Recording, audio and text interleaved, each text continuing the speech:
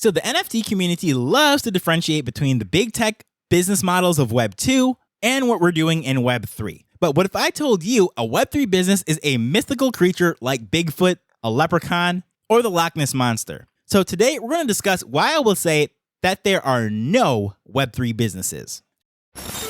Hello, I'm Taj, digitally known as Tropic Vibes, the host of Nifty Business, where we highlight NFTs and explore Web 3.0 as we move from pure speculation to creating real-world value.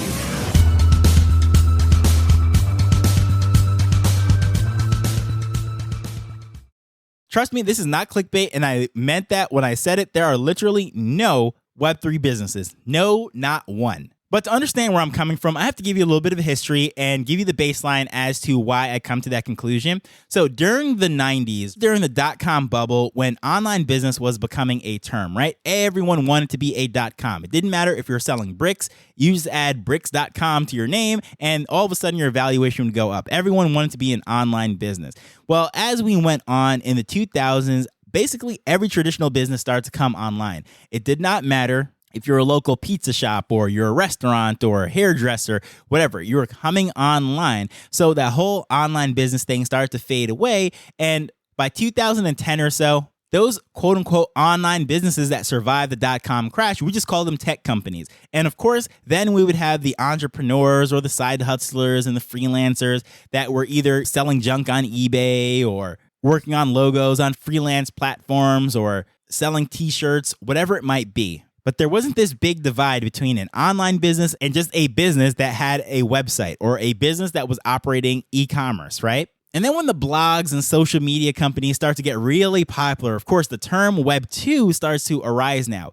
And the funny thing is, when Blogger was launched and Google was acquiring that company and what have you, I mean, that wasn't really called a Web 2 company. And big tech as we know it, the FANG companies as we call them in finance, Facebook, Amazon, Apple, Netflix, Google, and they pretty much drive, I don't know, I'm not even going to put a figure on it, but a very huge chunk of the stock market is dependent on those 5 companies. When people speak about them, they're not like, the Web 2 companies are driving things. No, they say big tech is driving the stock market. They say big tech has too much data.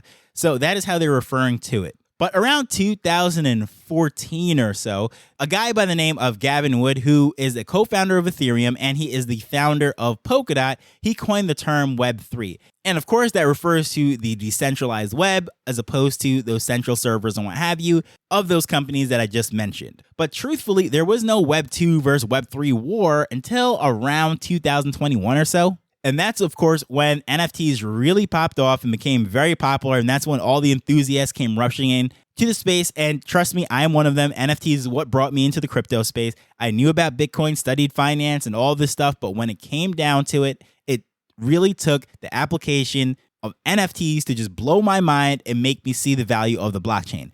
But going back to this whole thing, those NFT people such as myself that really came in gung-ho, they're the ones who really start to make that differentiation between Web 2 and Web 3. And I know the diehard crypto people, the Bitcoiners, the maxis, they were probably most frustrated by this. It's like, look at these little kids coming in here and they're just running amok in our great little thing that we had going. Well, the NFT community has always been at odds with the Bitcoin maxis as being immature, gung-ho, not really understanding fundamentals and so forth. But I'll have to agree with them with this. When we came in and we started talking about this Web 3 war and all this stuff, down with Web 2, it was pretty immature. It was a misunderstanding. And even myself, I was guilty of it. When I first came in, I said a lot of things that's like, oh yeah, Web 3, Web 2. But now I see it as this. What's the big difference between eBay and OpenSea? Truthfully, not much. They're both marketplaces. They're hosted on central servers. And they both sell NFTs, believe it or not. Yes, eBay sells NFTs.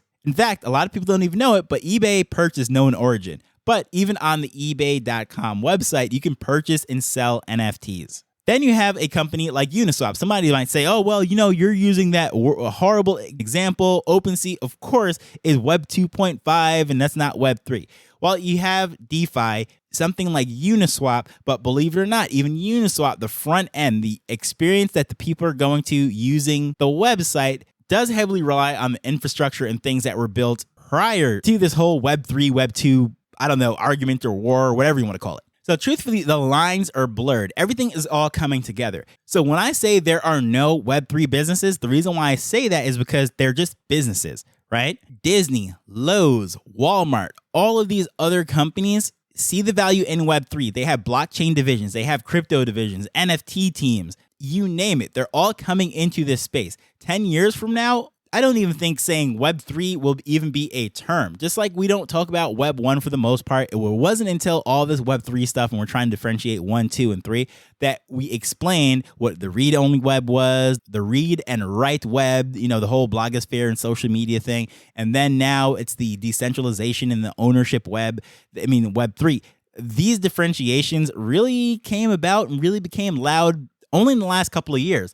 But as things go forward, everything blends together. Facebook, Instagram, Twitter, all of these different platforms that are traditionally Web 2 adopt more Web 3 principles. It's all going to be blurred. NFTs and blockchain technology will be a part of every single business. It's going to be a part of your DMV. It's going to be a part of your tax records, property titles, you name it. It is all coming to the blockchain. All this stuff is going to mesh into one. And there's not going to be any line. It's going to be a way of life. This is just how we do things in the modern world.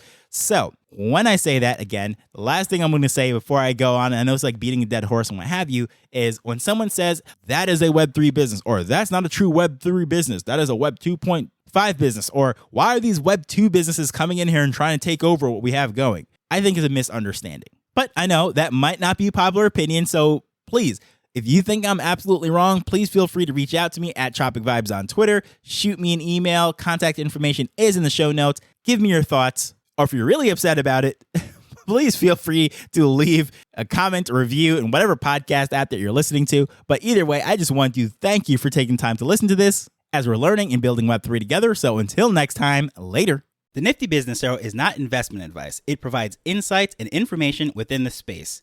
As with anything, please do your own research before making a decision whether you're making an investment or a purchase.